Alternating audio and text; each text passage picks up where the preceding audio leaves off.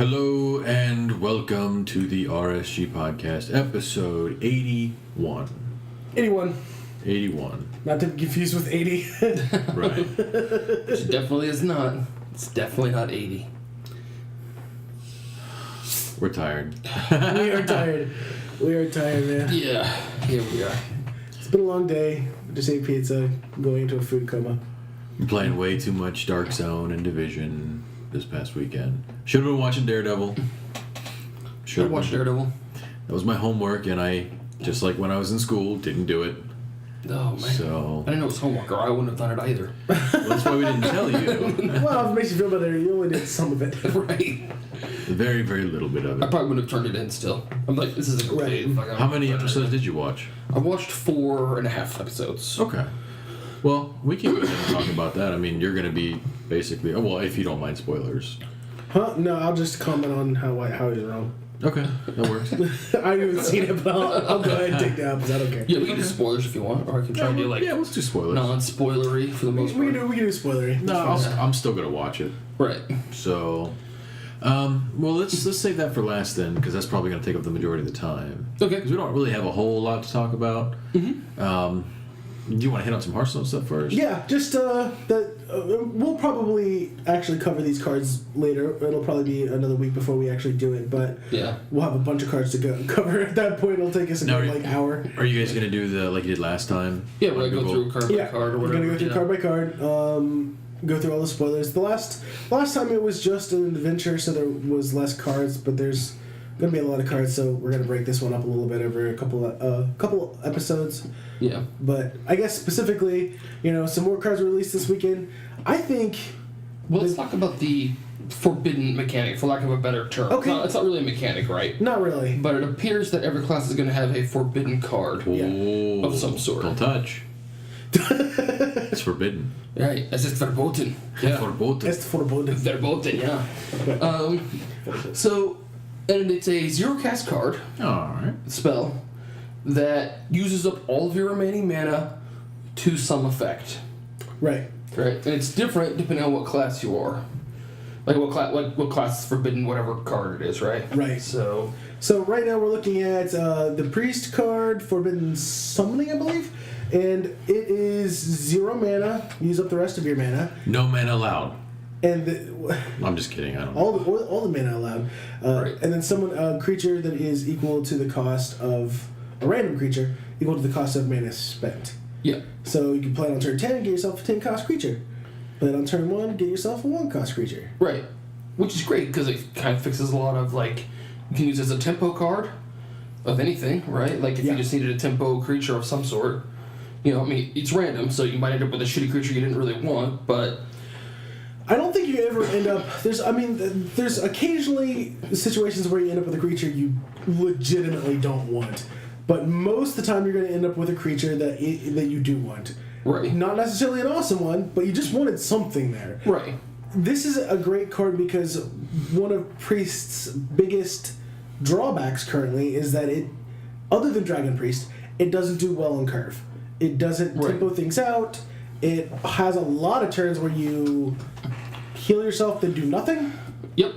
And it's just kind of tough to fill out that curve and to saturate your mana correctly. Right. So And this helps fill that in, which is a great fix. it is a good fix for it, I think. Yeah. The Paladin one is a heal. It heals for twice the amount of mana spent. Yeah. Which I think is actually really good because you can actually really use it effectively, right? For get the max amount of heal out of it that you need or whatever. Because it basically provides you a lot of heal punch for your mana usage anyway. Punch. And you can always use all of the heal. You know what I mean? You can plan for it to be I need 6 health, I will save 3 mana and heal for exactly 6 health. Exactly. You know what I mean? Or you can use it at the end, use it when you're at turn 10 to stave off infinite annihilation by healing yourself back up to 20 or whatever. Right. It's less mana efficient than, say, Flash Heal. Yeah. And it's generally less mana efficient than a lot of heals. Right. But the fact that it allows you to go up to a much larger amount of heal is a really interesting mechanic. I mean, you put this in a control paladin with a Reno Jackson, man, good luck on killing that guy. Yeah. You know. Mm-hmm. But the next one is it was Mage One, Forbidden Fire, and it is 0 mana. Use the remaining amount of your mana, then deal damage equal to the mana spent on a creature, on a minion. Yeah. So this one, I think in general the forbidden mechanic and how good it's going to be is going to largely be based on what class it's in, because I feel like this card is okay. Yeah. I feel like it's going to be best used in a situation where you're using it early. Where you don't mind spending 2 mana to kill some. Yeah. Little. 2 right, or you can throw it on at the end, like you have 3 mana left, you need to do 3 damage, you don't have a Frostbolt.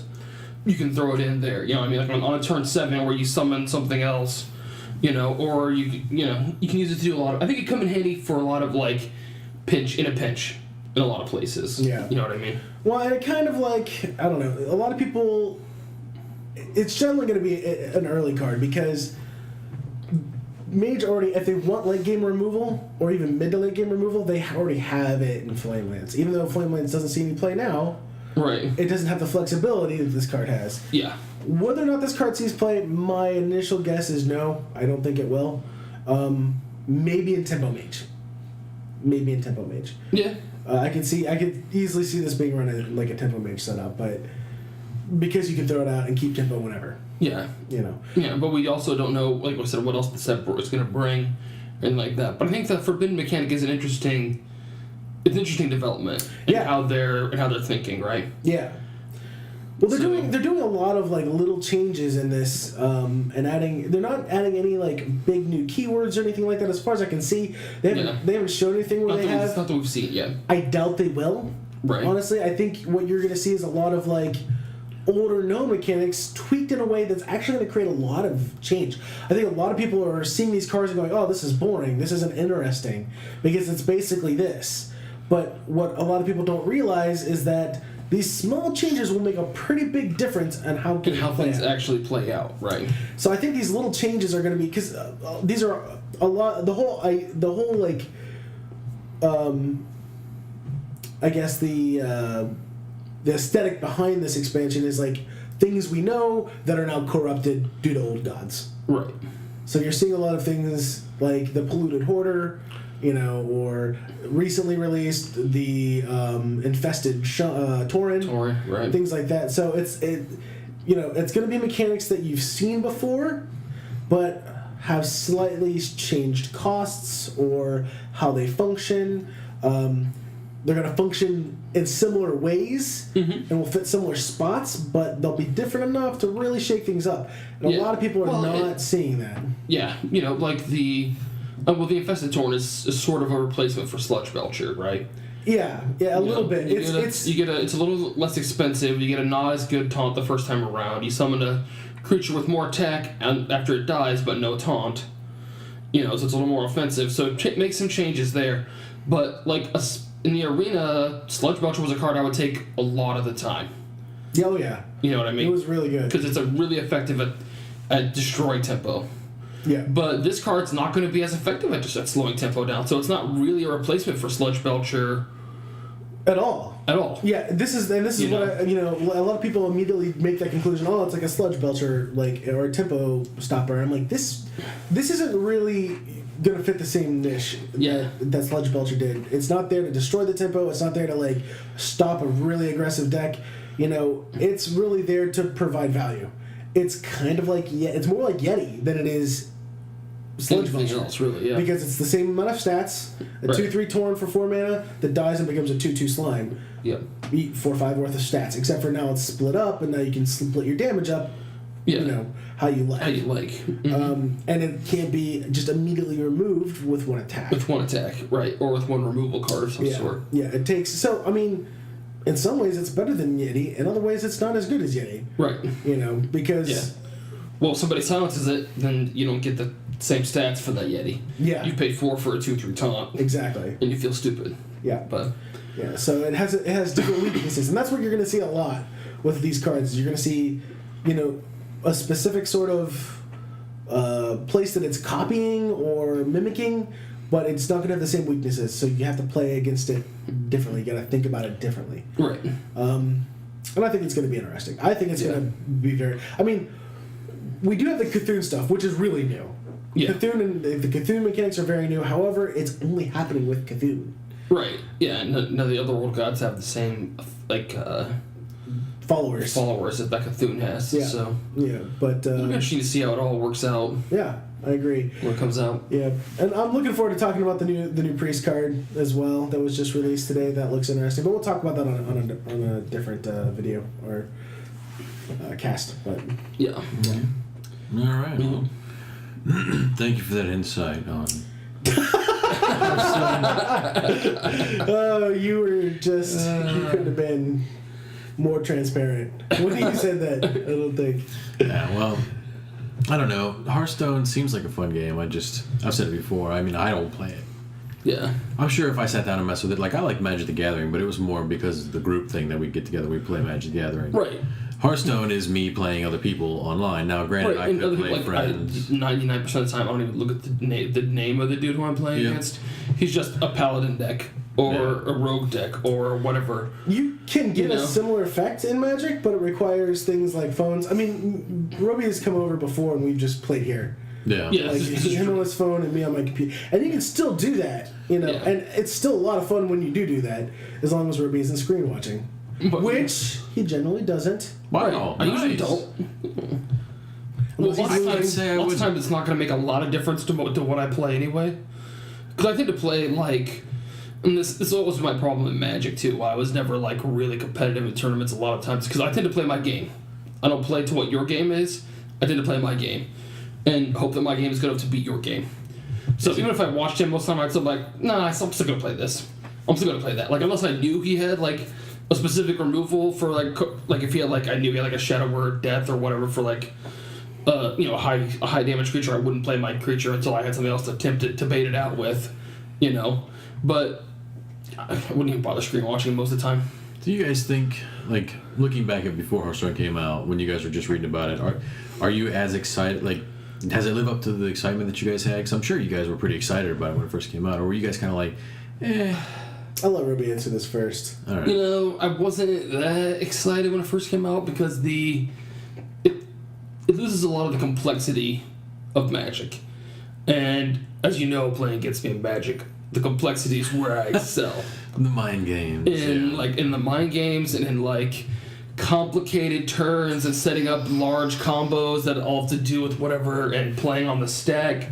Love the stack and its effects and all that kind of stuff, And none of that exists in Hearthstone. It's a much simpler game. That doesn't mean that it doesn't lack depth. It does have depth, but it's a much simpler game. But it lends itself well to the online environment. Magic the Gathering has an online system too, but it's clunky and it's hard to play, I think. So they can take a lesson from Hearthstone in regards to just... But not really, because I think it says, don't get me wrong, the MTG Online interface came out in the 90s.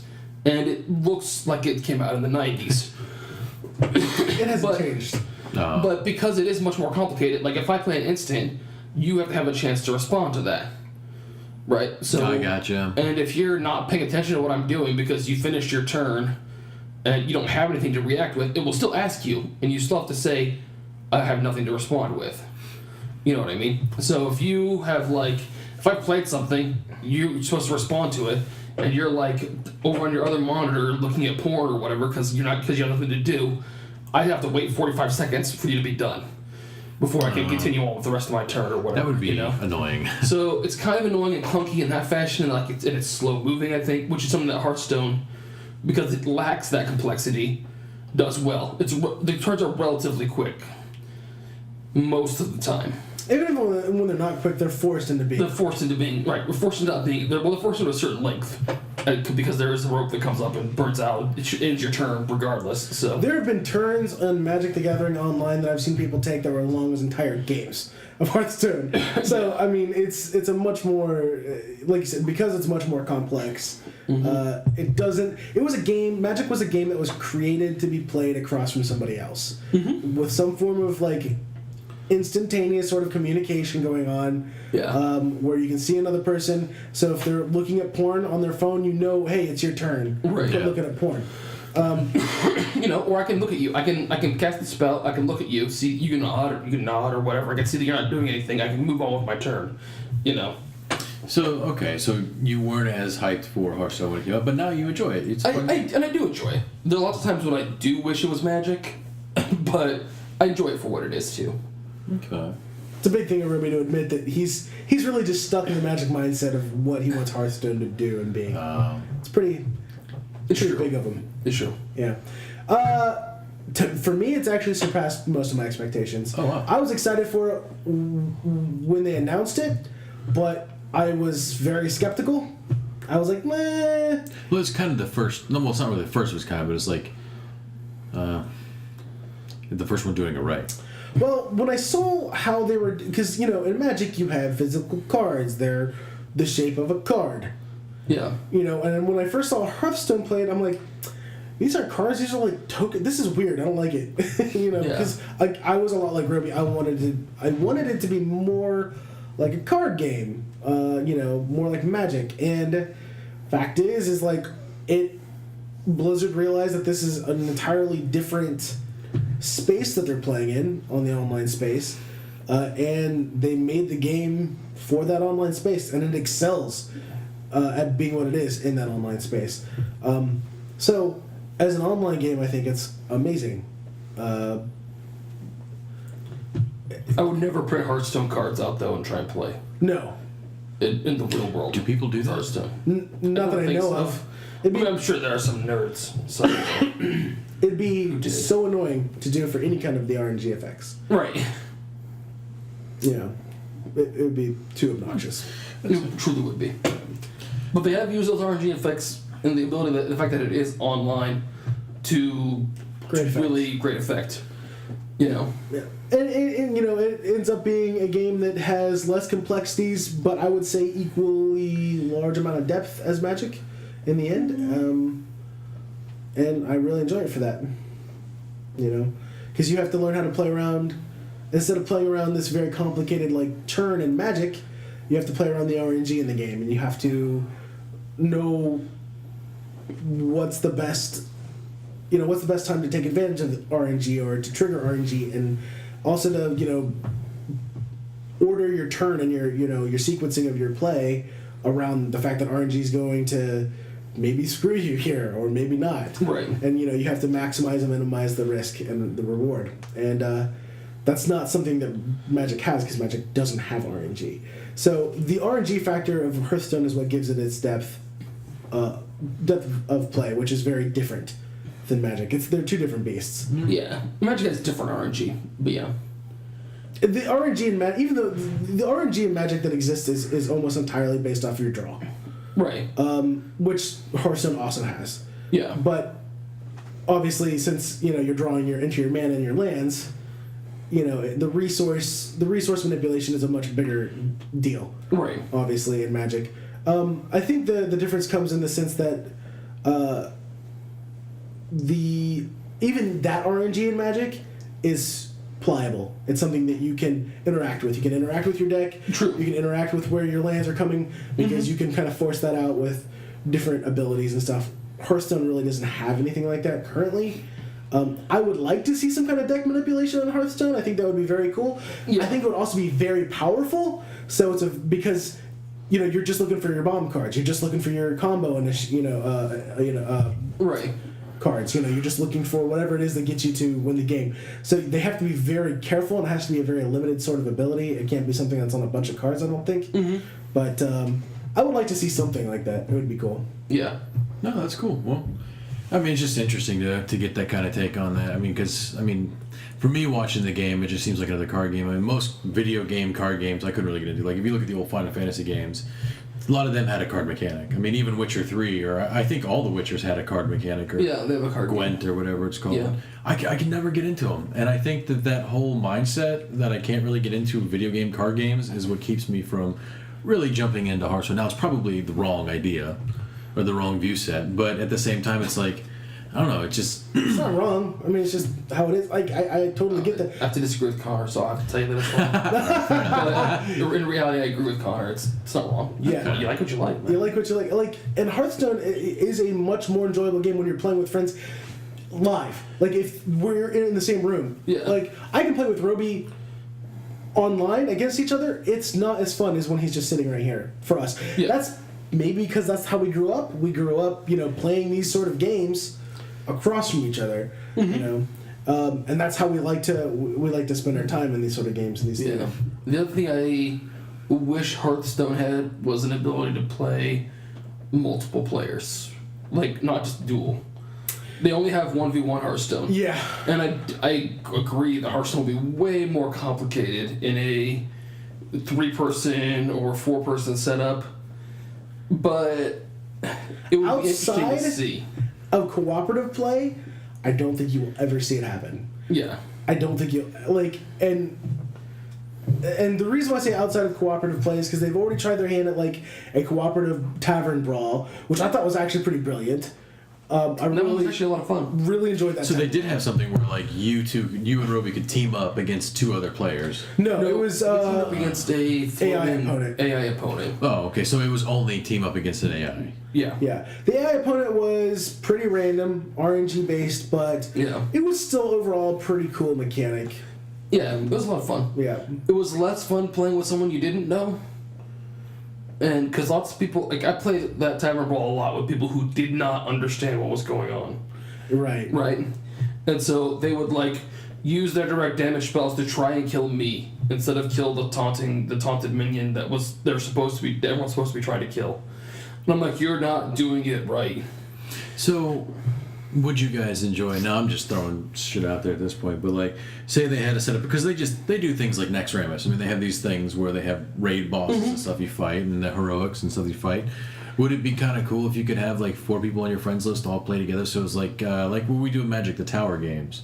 Yeah, no, it would be very awesome. It's one of Hearthstone's biggest drawbacks is that there's 2 big drawbacks. Number 1 is that it doesn't have anything where you can play more than 2 people, any kind of format, other than 2 people at a time, and it's not built for it. And I don't know going forward if it's going to be realistically possible, to do it. Yeah, I don't know. Without It'd be huge changes. well, like, interesting to see. My big complaint about Hearthstone is it's not social. No, it's not. I cannot easily communicate with a dude across the table from me. You can't. I cannot sit down and be like, oh, that was a sweet play. I would never thought to do that. I can't be like, nice play, guy, or whatever. Or I can't be like, because in Magic you can always talk to the guy across from you. Well, There's this is kind of an interesting topic because Magic had the great mediator of being in front of somebody else, right to curb shitty behavior. Yes, Yeah. and it really does for the most part. It absolutely does that. Like most Magic people, like you go into any Friday Night Magic, and most people are going to be pretty cool. Yeah. They're going to be perfectly happy to like. A lot of them are going to be happy to sit down and teach you how to play if you don't know how to play. They'll be very accepting. It's a very accepting community. Oh, it really and is. even when they lose or win, regardless, most people are good winners and good losers. And good losers. I occasionally get somebody who's really angry when they lose, but even then, like I don't feel Right. personally. They almost never personally insult or attack you or Right. your person. They're just angry about their luck or whatever. And if they do like there was one guy who lost a match one time and he slammed his fan on the table and actually broke the table that we were playing at, and everyone immediately was like, "Dude, not okay. You don't do that. Calm down. It's just a fucking game, guys. Calm down." Yeah. It does in a ways it condoned. So So- obviously, you're missing that aspect out of Hearthstone. So instead, they have chose to just curb entirely your ability to communicate with. I was gonna say there's no chat option. There's no chat option. No. Well, you have pre-selected emote options, which people will still abuse. Yeah, they'll just spam at you instead.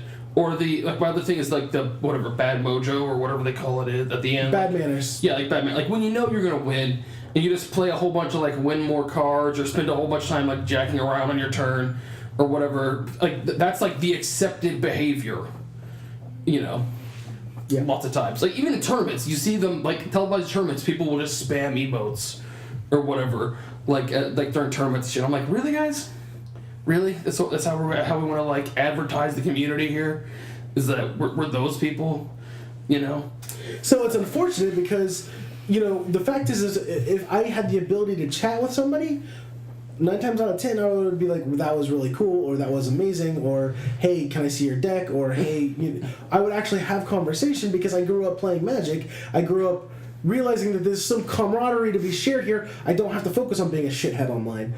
Unfortunately, I think Blizzard knows that that's just not how a lot of people are going to be. The vast majority of people are going to be. Yeah. And so they have to like forcibly curb your ability to speak to other players. Yes, and but I'm not gonna lie, that takes a lot of the enjoyment of it away from me.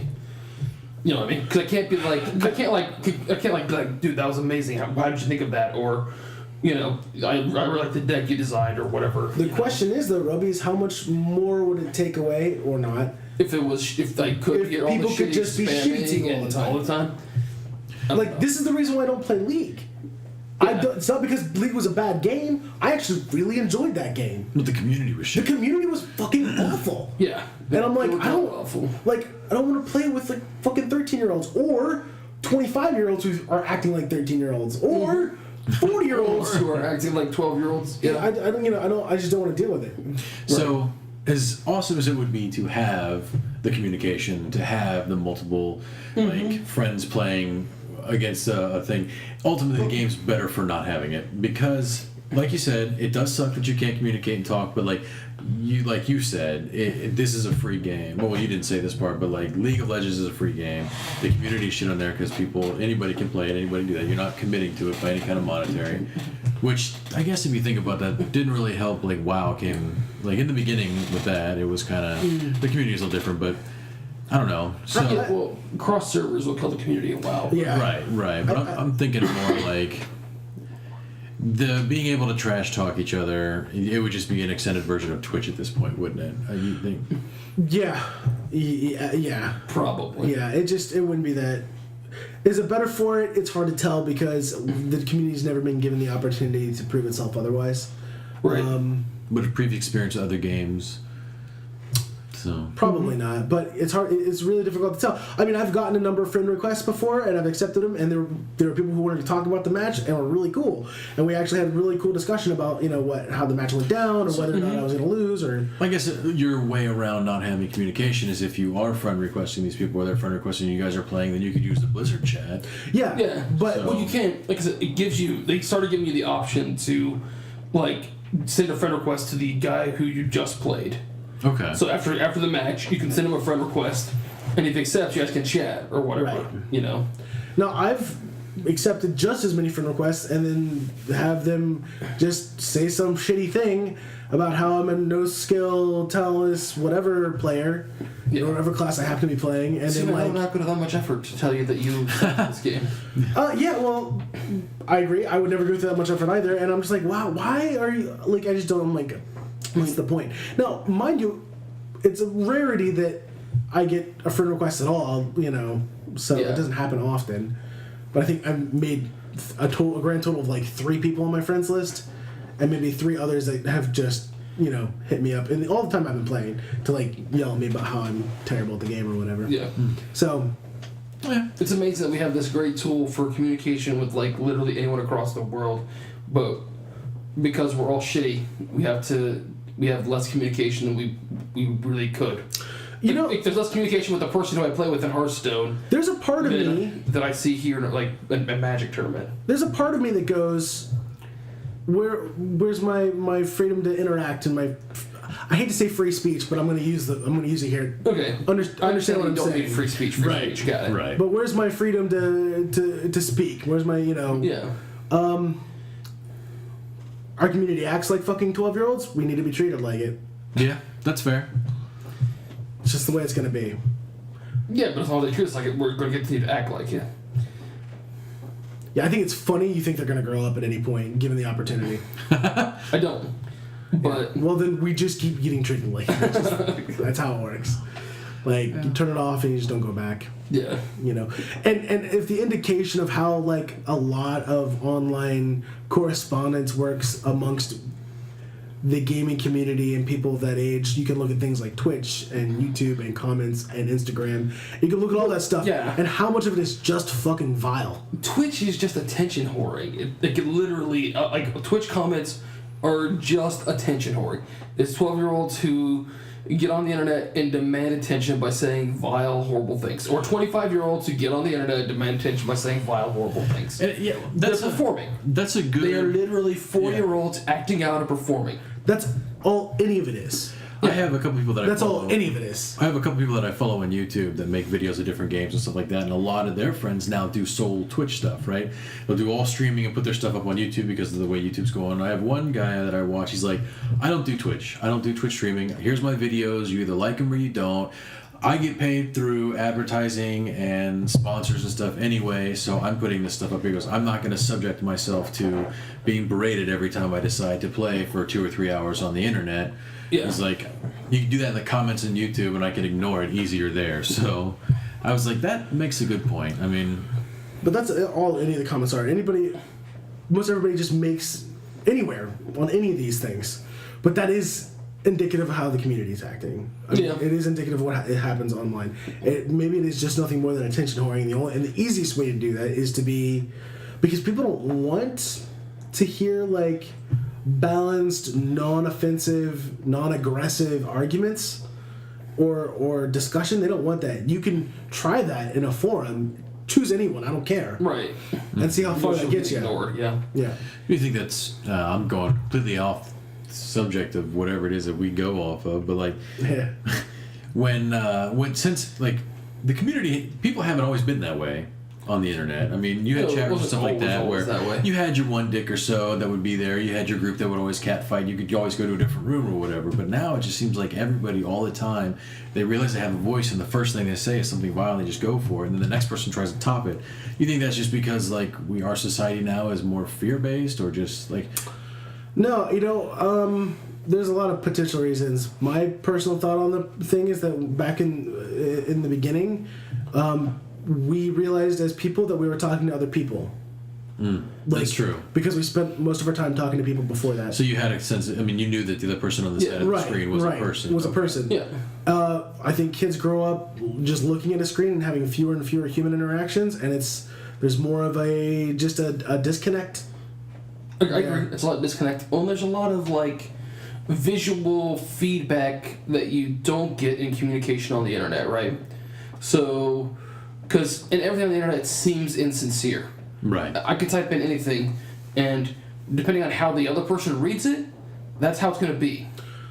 There's no visual feedback. They can't see that, like, when I said something that was that was a crack, when I cracked a joke at their expense or whatever, that I was smiling because it's just a joke. It makes it totally different. And there's no tone. You can't hear, and there's no visual. They can't see, like, when you said something like, maybe I leaned away from them a little bit when they said that. Like, I disapprove. There's a lot of those subtle things that you just don't get communicating on the internet. So everything gets amped up to the extreme to try and get the reaction so that you feel like you're communicating. Yeah, it's actually a really good point. But yeah, so I don't know. That's my biggest problem with generally with online games. With Hearthstone and WoW and all the others, it doesn't much matter. You choose one. Yeah. Once a lot of them become less and less social. Like the WoW community back in the beginning, vanilla and Burning Crusade days was a lot different. People were actually helpful on the forums at that point. Like, you could raise your question. You could be like, hey, I'm a rogue. I've somehow survived to level 32, but I have no idea what I'm doing. And people would all just jump in and try to help you out. Well, it wasn't just the helping community. It was also the trolling side of the community was also much more interesting and much more impactful. Right. Like, even when you didn't like somebody, even when you were the person who was being that shithead, you were doing it to somebody who was known on the server, who you were going to interact with on a regular basis. You could see at any other point in the game. Right. Who could whisper you at any point in the game. Who well, things matter. You had a reputation. Right, you had a reputation. Exactly. So when you went into dungeons and things like that, you had a reputation you wanted to maintain because everything was inner server. Right. If you wanted to do a group, you had to have a decent reputation. Or, like, there were some drawbacks to being a shithead that existed in guilds because you had to do applications and stuff. Not that the high-end guys really cared about your personality or whatnot, but at the same time, I mean, some of them did. I've seen. A lot of them did, you know. Because you represent the group at that point. if you were a douche, they would be like, no thanks. So, we've seen people get kicked out of guilds for like stealing nodes. It never happened in our guild. I mean, you can't. But you can't steal a node. I know. No one owns a node. I understand that. But it's just interesting to see the community and the way things have evolved. I mean, just in the 15 years of Warcraft. I mean, has it been 15 years? Is it 15 years? Pretty darn close. God, we are fucking old. Yeah. It dropped in 2006, didn't it? That's 10 years. That's 10 years. No, because it had to drop before that. No, it did drop before that. Didn't have to have. It dropped fairly. My son was still really young when it first came out. I remember that. I remember when it first came out, I played EverQuest 2 instead for a while. And was still playing EverQuest at the time. It's like 11 years, I think. I don't think it's 15. I think it's like 11 or years. 12, maybe. We've had 20 years of Warcraft total, and that starts from Warcraft Orcs vs. Humans and through WoW. Right. So... Yeah, okay. Well, I mean, it's kind of sad to see the community go the way it's gone. Well, and a lot of that isn't even necessarily the games, community's fault for WoW. I think in the case of WoW, it's more about how Blizzard implemented like group making, because they wanted people to experience their content more, but I don't think they. But at the cost of building, at the cost of building camaraderie and companionship and community, more people got to see it, but in a less enjoyable fashion. Overall, yeah. Like, I didn't get together with my buddies, and we accomplished something together, and we felt good about it as a group. Yeah. And we built our camaraderie. We were in this shit together, so now we can talk about it. We can talk about that. Remember that one time that you ice blocked and killed everybody? Like, yeah. Remember that? It was hilarious. Yeah. Yeah, that was funny. But you don't have that anymore. But more people see it, but less people remember it. Yeah. It happens less. I mean, obviously, you still have the ability to get into a guild and play in a guild and still have that sort of camaraderie. That's still something that is an option. Yep. It's just... But it's hard. That's hard to do. It's harder to do. And that means you have to meet other people's expectations sometimes. Yeah. When you do that, and if you don't want to have to do that, you can see all the content without having to meet anyone else's expectations. Right. Because there's a lot of people who will just never be good enough. Right. You know? Yeah.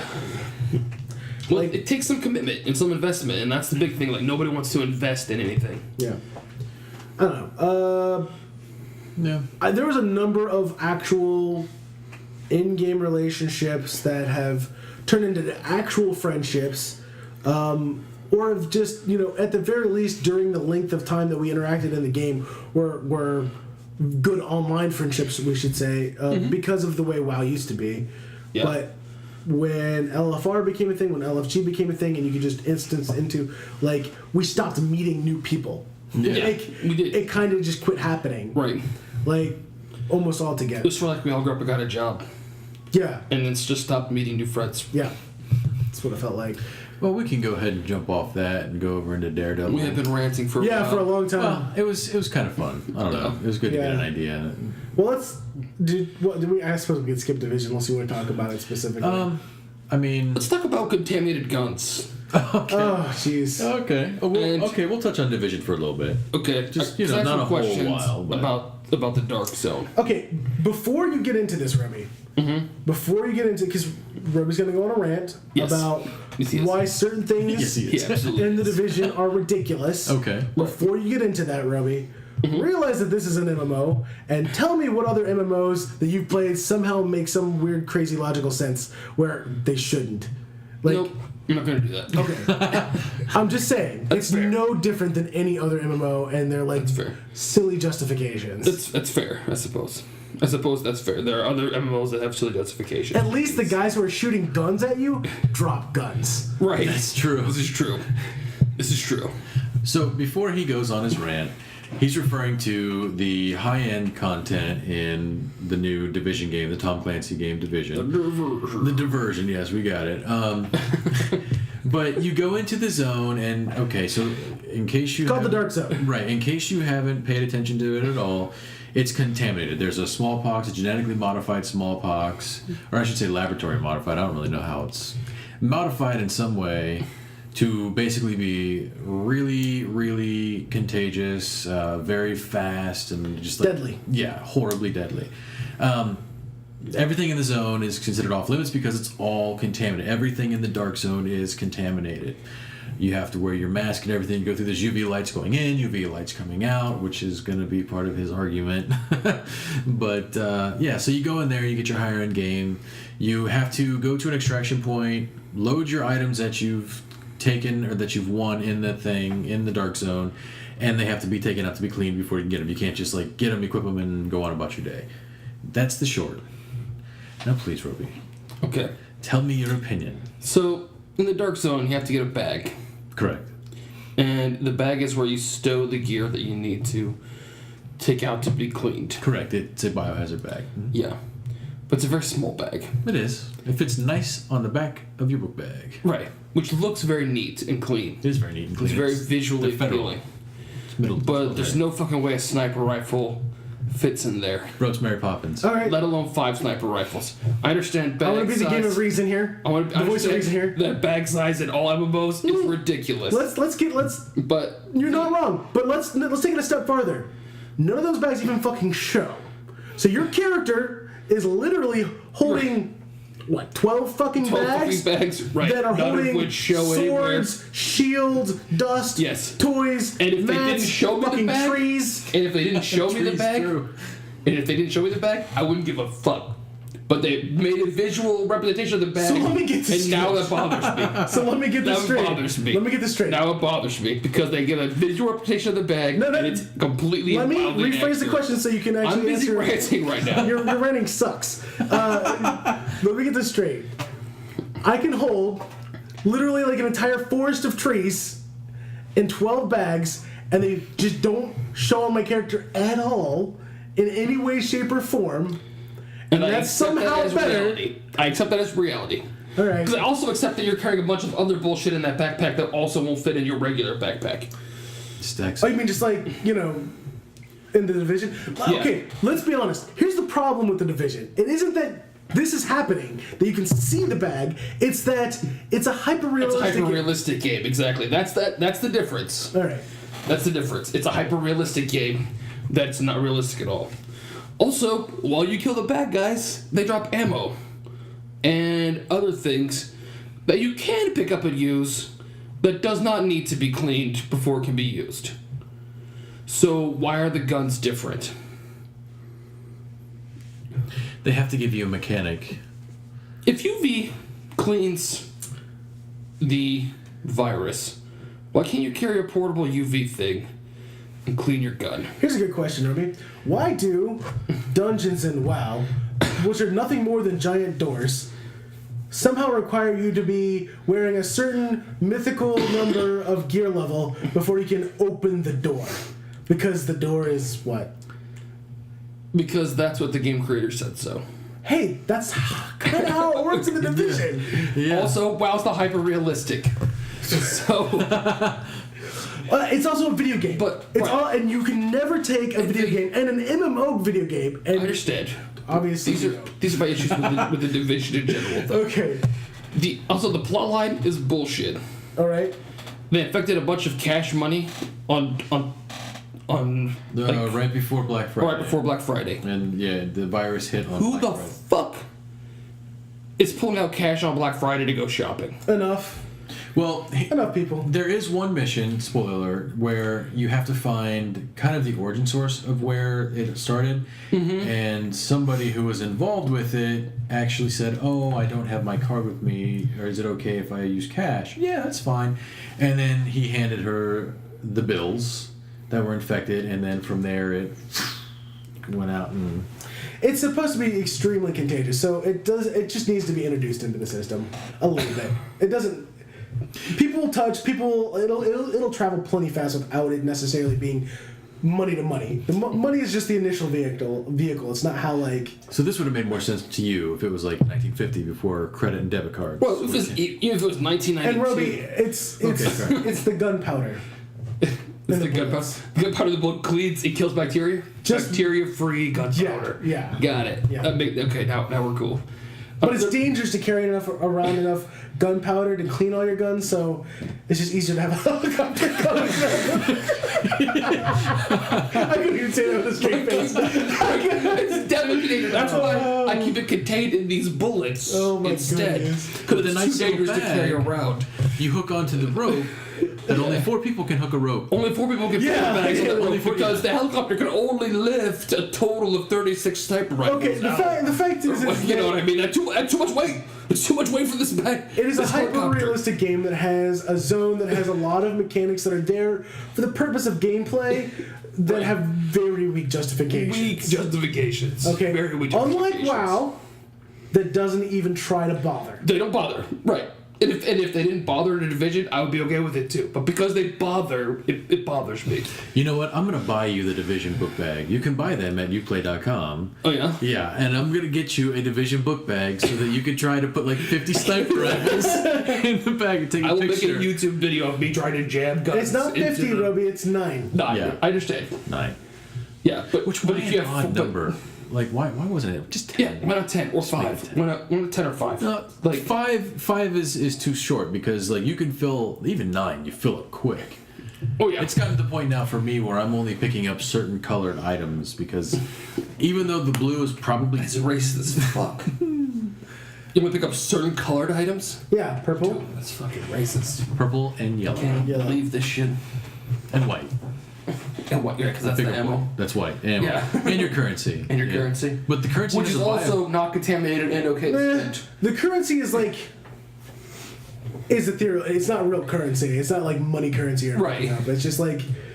It's Phoenix bucks or whatever the fuck they call it. But jumping off of his rant, Connor and I have actually been playing in the dark zone. Yeah. I think it's fun. I mean it's. I don't think it's got enough draw to keep me playing for the next like 6-8 months for the dark zone.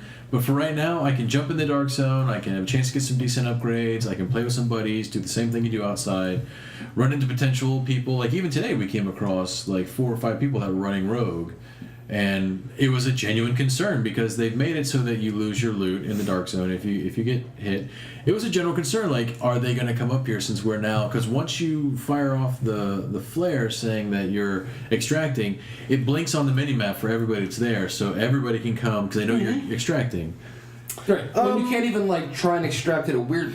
You have to go to like one of the 2 or 3 extraction points to extract. There's like 6 or because something like that. the helicopters can only fly and send their ropes down in certain areas. Well, okay, they can't to combat fit anywhere that else. argument, the dark zone is supposed to be We're not very, talking very about your volatile. stupid problems anymore. The dark zone is supposed to be... We absolutely are.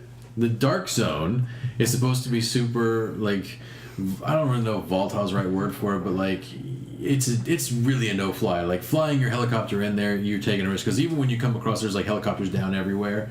So it makes sense that they have certain locations that they know are safe locations to fly to, as opposed to just. Except for those locations aren't actually safe ever. Well, I know, but like That would make sense if the locations were like very short inside the outside, like if they were all on the outskirts of the dark zone. it is funny though But because they're you'll see the not. helicopter come in instead of like flying high and coming down. It's like zipping through buildings. Yeah, I'm because just like- that looks cool. Yeah, where's But it's the, too dangerous to pick them up. Right. It's too dangerous so they're not going to fly out. Like seriously, guys. It would make more sense if it wasn't zipping through buildings because at that point you're just looking for a good LZ. Like, and that, which makes sense, but they're not even looking for a good LZ. They're just looking for a good place to lower a rope. I think that would be kind of cool though if you were able to like. down amongst a bunch of buildings. Right, but know. still, they're just lowering a rope. Like, it would be better, I think, if you could extract anywhere. I don't think so. I disagree with that. The reason why they made it the way they made it was more for in-game purposes, not for purposes of realism. Of realism, yeah. Like they made it just so everybody like okay, if you're trying to do an extraction, people are trying to do it here, and you can if you want to be extracted, Right, they did it. you can just sit there and wait until someone because you can do Dark Zone on your own. but it is difficult. It's Yeah. very, very difficult to do on your own. And it's even more difficult when you're trying to get extracted because the elite mobs will come from every direction. So it's the game relies a lot on cover and a lot on just directional, like where you're like minimizing the angles that you're taking fire from. Right. It relies a lot on that. Well, it's very hard when you get extracted because they come from fucking everywhere. Yeah, they do come from every angle. So it's very, very, very difficult when that happens. To the point where, unless you're over geared, you're not going to be able to do it on your own. Right. Unless you're like geared pretty well. And I think they do a good job, like even in the Dark Zone where you have a higher opportunity or a higher chance to get the good gear, they still do a pretty good job of not just pulling like a too human and just giving you too much gear. Like we killed how many rares today and got nothing but ammo for A long time. Yeah, and then when we did get stuff, it's it's okay, it's subpar, but Let me tell you what my biggest problem with the Dark Zone is, and that is that it is the only option for endgame. yeah. And it is very much like the Timeless Isles from the Panda expansion in WoW, where you go to a particular zone Complete and with PvP griefing. Complete with PvP griefing. Complete with PvP griefing. This is true, yeah. Where you can roam around killing named mobs for the best gear in the game and then, leave the island. However, at least in the Timeless Isle, when you left the Timeless Isle, you're getting gear to go do something else. Right. That's it. The Dark Zone is it. They Is did all there populate. is. There was an update that came out recently, and I think it was an update that happened, but they did populate the zone with the first dungeon is going to be the first raid. Raid, right. You can't. It's coming soon. You can't access it yet, but like you said, it is the only place There's no like. Why would you release an MMO and not give at least one dungeon or like One raid. One raid, yeah. That's my biggest problem with people in general who release MMOs, is that the end game is it. You need the leveling experience should be fun. It should also be quick. Depending on what kind of game it is, but the end game is going to be what people do the most. So you need to make sure your end game is in place and solid before you do anything else. Which is what I You liked also about got Guild the Wars fun. too, honestly. Like, from the time you got to the top, like, once you reached max level, there was a whole bunch of other stuff you could do endgame-wise that was fun. It kept me playing for a long time. Like, that wasn't the fit. Dark Zone, or Division's that way. You level up fairly quickly. I mean, we played for, like, what, a week? And we're max Yeah, I level? think 30 hours. Yeah. So, I mean, that's your typical game you get for, your console. But, yeah, we need to have something. Because if we have to wait like 6 months, we're not going to be here in 6 months. Yeah. Well, if I was going to design an MMO today, it would contain a 2-hour tutorial, at the end of which you would be max level, and everything else is end game. Because that's what essentially you're doing. Because people spend maybe 20, 30 hours leveling up to max level, but the vast majority of the time they're going to put in is all going to be end game. I understand what you're saying, and I don't necessarily disagree, though I would basically do what they've done. I basically do what you would say. I would just take that 2-hour tutorial and go ahead and make it 30 hours again.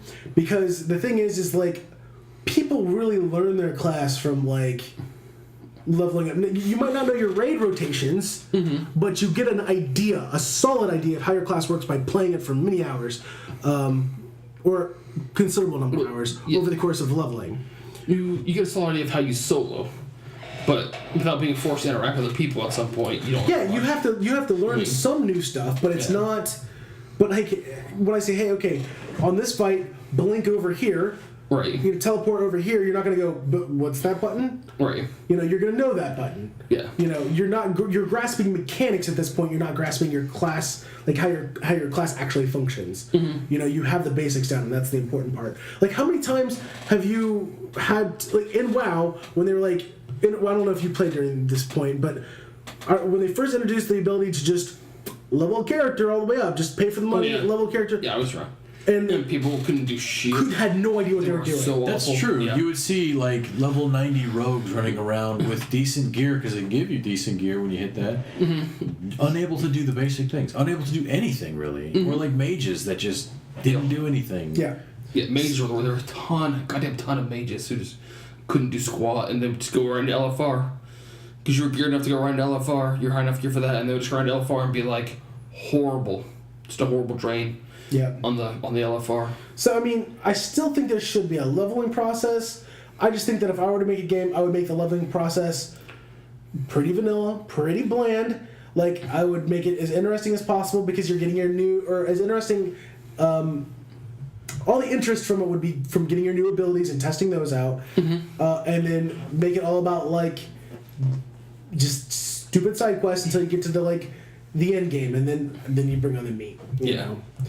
So it always amazes me whenever they release a new game like that. Like Destiny was the same way. Yeah. It released and they had one raid, and it was like not even that long. No, it really wasn't. No, you know? the raid wasn't even out at the beginning. Yeah. You know, and much like the Division, it's not even out. I'm like, people are going to hit max level fast in your game. It does not matter how grindy your game is; they will hit it as quickly, very quickly. You know. Yeah. Very quickly. I mean, overall, Dark Zone's fun to play. The game itself is fun to play. Definitely pick it up if you're into that sort of game. I think it's a very fun game. It needs more content. It just needs more content. It's only been out for like 2 weeks, and we're already talking about how it needs more content. Like, I'm frustrated because, like you guys have been saying for the past 10-15 minutes, you don't release something unless you definitely have at least one, and like always drop something with one end game thing, at least one. Well, the Dark Zone was their end game, but the thing, it's like it's more the same though. Yeah, you know, and that's what I think they needed to have I think the idea of a hybrid PvP PvE zone is interesting and unique, but it doesn't scratch the itch of either group well. No, it really doesn't. It's like the best compromise in that it's the worst compromise, because nobody is happy with it. Yeah. The people who want a PvP aren't happy with it because they get punished for PvP. You know what I mean? When they go rogue, it's not the greatest thing. No. You know? Yeah, especially if you That's a straight punishment. Right. Yeah. You know, they get punished for PvPing, but that's what they want to do is PvP. The people who PvE, who just want to PvE, are afraid sometimes to do it because they might have the PvP and they don't want to do that. They have to deal with griefers who have the ability to grief them because of the PvP. Because of the PvP aspect. One cool thing, though, about the PvP system in the Division that I really like doesn't really necessarily have to do with the game, but it has to do with the voice over IP, the in-game chat. Because if you and I, the three of us are in a party, and we're using the in-game client to speak, that gets projected out to a certain radius around your character in the game. So Johnny over here, who's not part of the group, can hear you guys talking about, hey, should we kill this guy? Like today, for instance, we went up and started fighting this one thing, and this guy was like, oh, here comes two people, should we kill them? And like we could hear them. Right. And it's like, oh, well, we're going to go ahead and tag this guy, then keep an eye on him because we don't want to get killed. Right. Yeah, we'll just hit him with a couple bullets and then not help out anymore. Yeah. And stay in the back, just stay away, and just be ready. You run in and get your loot and run out. Yeah. Which I think is really cool. The Dark Zone is interesting, and it is. I think it's pretty fun. I think there's a few changes that I would make to the system. Overall, I wouldn't change the Dark Zone. It's less shitty than I thought it was going to be, and in other ways, it's more shitty. But I wouldn't make big changes to the Dark Zone. I would just add to it. There's some small changes I would make. First and foremost is I have no problem with because if you die to, let's say, just NPCs, right, not even a person, you drop your loot on the ground. The Dark Zone loot. Not all your loot, just your Dark Zone. Right, just the stuff that you'd earned so far. That you put in your small little bag that fits nicely on your book bag. Right. Yeah. Yeah, you put it in your lunch bag. I have no problem with that dropping and people picking it up. I just think that if they pick it up, they should be flagged for rogue. I agree. I think that if you steal somebody else's shit, you should be flagged. You know what? Go ahead and take the chance. There might not be anybody around. You could easily do it and still go rogue, but there's still that chance of somebody hey, he's rogue. He probably has stuff on him. That's very good, because I have had my loot taken by accident by my teammates or by other people because they just run by and they see loot and they pick it up. Now, it's not by accident. I understand that. They make the conscious decision to see that loot that they didn't kill on the body they didn't kill and take the loot. I could just feel you staring at me. They probably knew where you died at, and they knew that that purple shit over there was from where you died at. Sometimes it can be an accident. I can see other teammates doing it. Like in a giant shitstorm melee, who knows who killed what? Fact is Ryan died, has to run back, and there's just loot all over the ground. You don't know. You know. I can see it being an accident sometimes. It's in a situation where you're in a team. An accident, yeah. Right. When you're not on team and you're like sitting there watching him kill people. Yeah. Yeah. Mm-hmm. And plus, it populates your mini-map when there's purple loot, or any kind of loot on the ground, really. Yeah. So, like, you could be running down the street, all of a sudden you see a purple loot, and you're like, oh, shit. I'm going to go pick that up. Right. It should flag. You're absolutely right. It should flag you as rogue. I think this should flag you or should, like, I don't know, put a bunch of mobs around it or something. I don't know. Just something. Well, they're talking about putting in a trade system. Which really could potentially be good, could potentially be bad. I mean, good. I don't want to trade for shit that I've already lost. Right. But, that sounds really annoying to me. right. I mean, but it would kind of help that aspect of somebody on my team actually picked my shit up. Oh. Here, let me give it back. Okay. You know what I'm saying? But, yeah, I mean, I don't know. I would like to see some more, like, the design space right now seems very limited to me. That's one of my... Another big complaint about the game is that it's a very limited design space. Bosses don't really do anything special. No, they're just harder to kill. They're just harder to kill. Like, there's bullet sponges for the most part. They're bullet sponges for the most part. I mean, they have some certain tells, and you know when to, like, pop up and actually hit them with your gun. Because if you try and pop up when you're not supposed to, you'll just die like a little bitch. Right. This is true. but it happens to me. It's they don't do anything. You know, any other MMO, even Destiny. So don't tell you can't tell me that it's a shooter thing or an action. Destiny has some serious mechanics to their games. Yeah.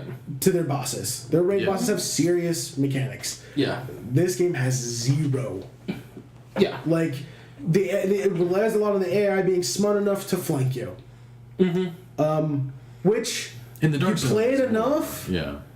And it's not smart AI anymore. It's just what they do. You see the pattern. Right. It's a predictable AI still. Right. So, right now, it's going to get very boring fighting these guys over and over again because they don't do anything particularly special. Well, the only thing that you have mechanic-wise when you're fighting is you have a grenade circle. When someone throws a bomb on you, you have a red circle. You get out of red. Out of the red circle. Yeah. People still don't know how to do it. But Yeah. But the thing, I want to see the evolution of the Dick Zone. yeah. Let me come back in 2 weeks from now. Let's come back at the end of April and see how the Dark Zone is then.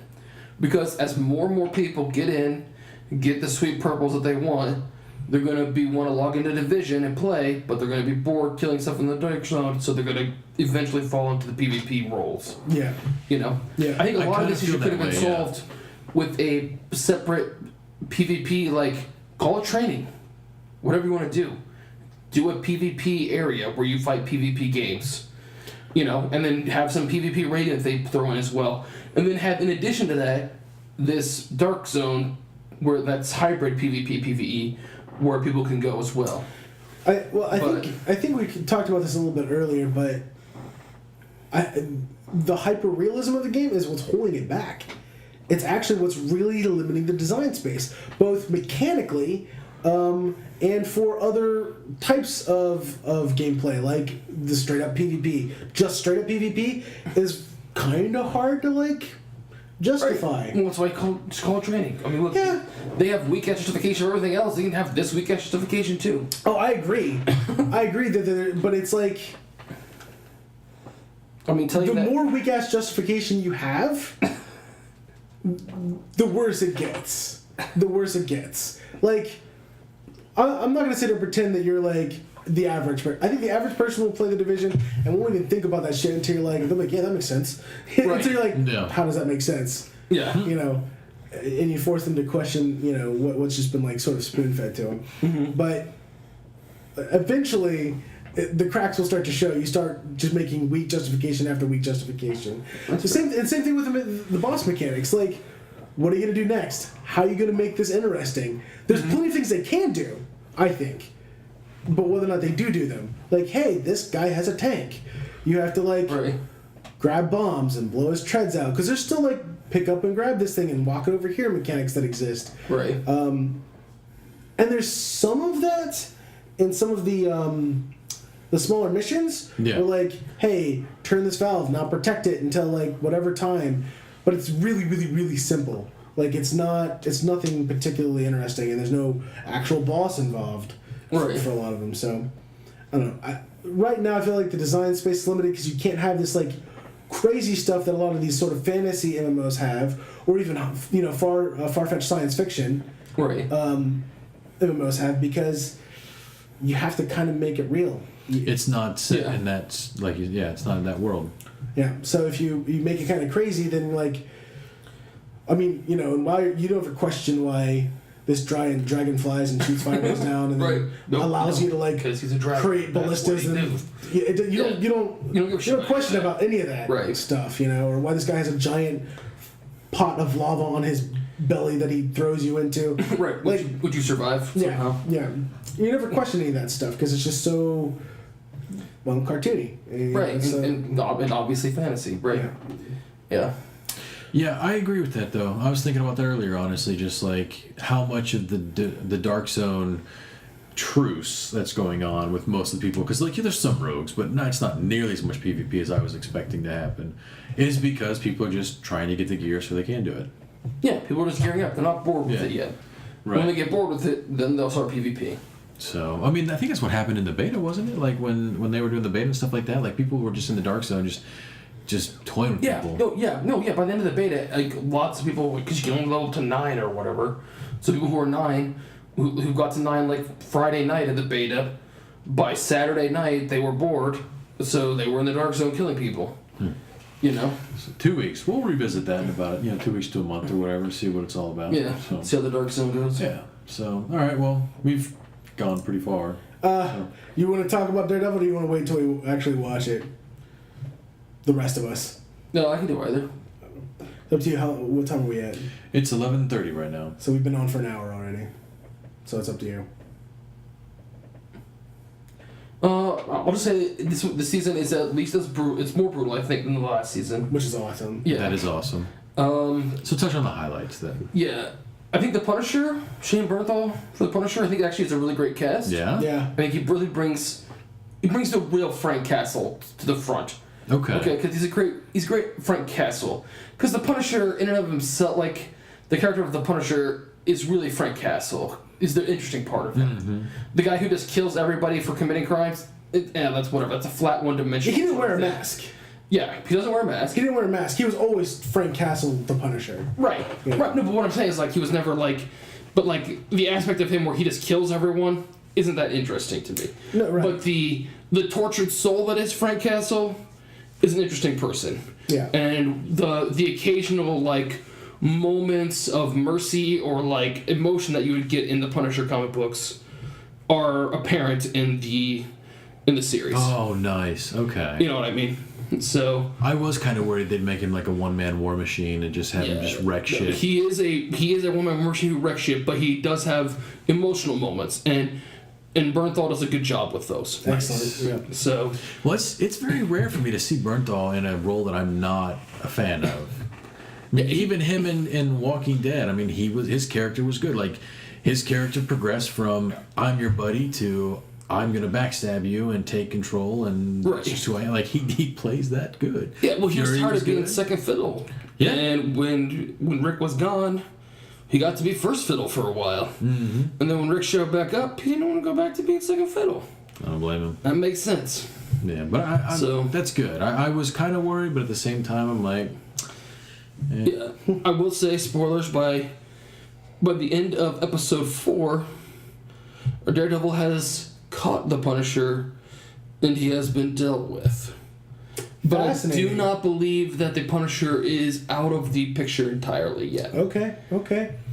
Because my belief is that we will end up coming back to a Punisher-Daredevil alliance. Right.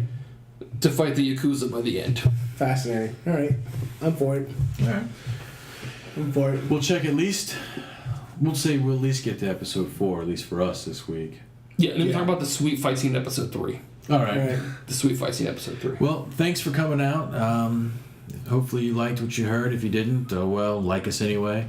Don't forget to subscribe. Check us out at iTunes, RSG Podcast, Stitcher, RSG Podcast, Facebook, Random Subject Generator, Twitter, at RSG Podcast, or just go to rsgpodcast.com where you can get all that other stuff there. Plus other stuff, movie reviews. We did a little bit for the Oscars and stuff like that. Those are always good. Check those articles out. We'll be utilizing that a little bit more with things writing some little clickbait articles. That'd be fun. Yeah. I'm going to put a review. I did watch Pride, Prejudice, and Zombies this did? week also. Okay. I'll put a review up for that. Nice. Actually really enjoyed As long it. as it's a nice clickbait title. It's going to have the clickbaitiest title ever. yeah. Good deal. Tags. So many tags. It's just going to be literally one giant hashtag. This will be the best thing you've ever read in your lifetime this day forever. Yeah, there you go. God's sexual. Well, all right. Thanks for coming out. Hopefully you enjoyed. If you didn't, fuck you.